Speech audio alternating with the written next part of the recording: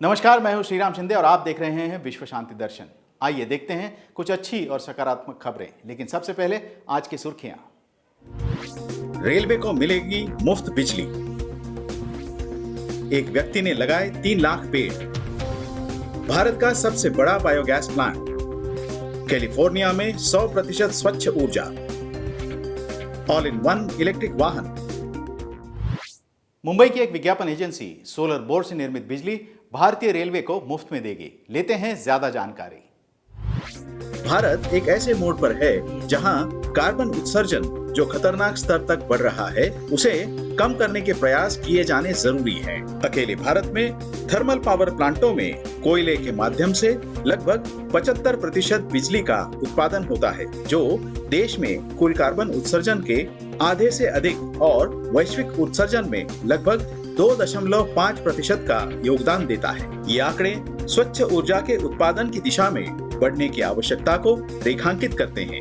इस आवश्यकता को महसूस करते हुए मुंबई की एक प्रमुख विज्ञापन एजेंसी होर्डिंग के साथ सौर पैनल स्थापित करने का एक अभिनव विचार लेकर आई है, जिससे बिजली पैदा हो सकती है। इस कंपनी ने अब मुंबई शहर में लगभग 17 ऐसे बिलबोर्ड स्थापित किए हैं और मुंबई के पश्चिम रेलवे को उत्पादित बिजली की आपूर्ति की जा रही है।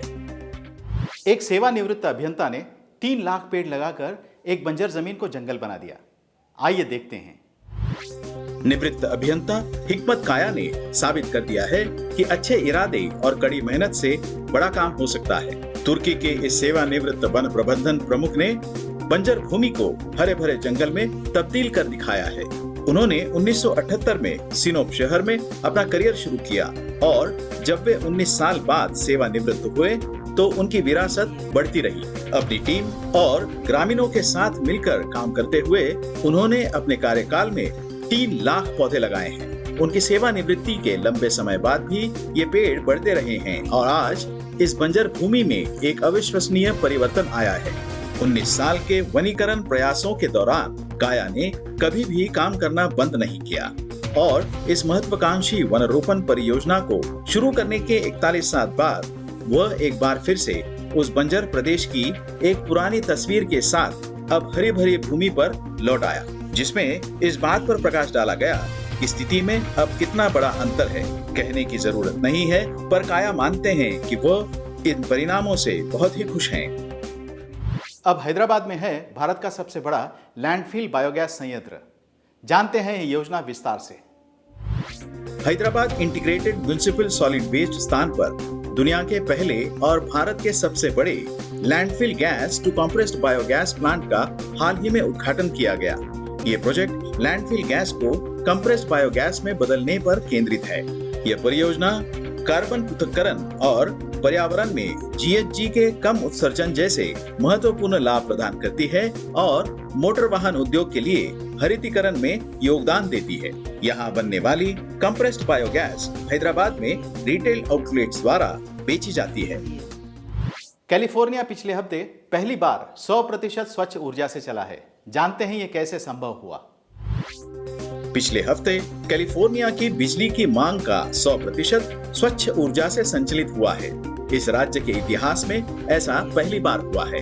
अक्षय ऊर्जा का अधिकांश हिस्सा लॉस एंजलिस के दक्षिण में विशाल सौर खेतों से आया है।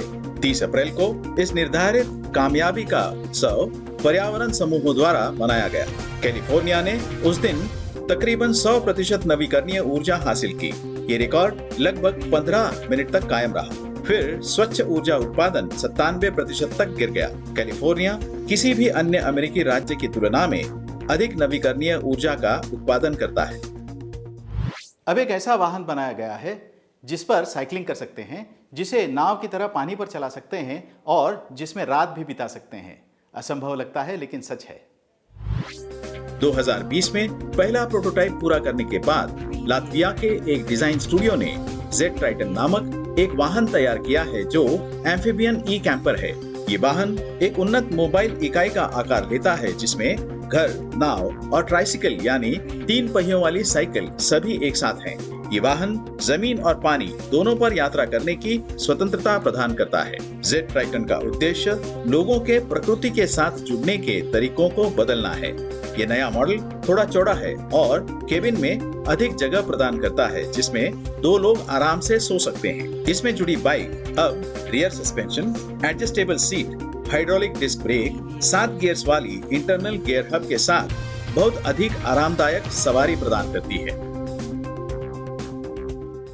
इसी के साथ विश्व शांति दर्शन पर यहीं पर रुकते हैं। उम्मीद है आपने इसे सब्सक्राइब किया है। धन्यवाद।